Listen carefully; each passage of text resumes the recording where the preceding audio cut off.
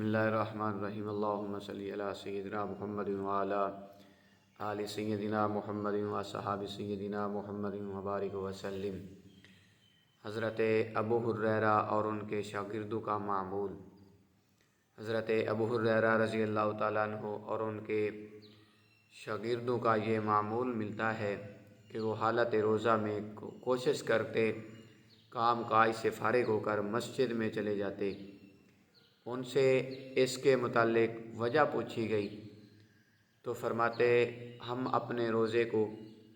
پاکیزہ رکھنا چاہتے ہیں۔ انہی احادیث اور اقوال صحابہ کے پیش نظر شیخ حلمی لکھتے ہیں کہ روزے دار کو چاہیے کہ وہ اپنے تمام اعضاء، جسم، آنکھ، زبان اور دل کے ساتھ روزہ رکھے،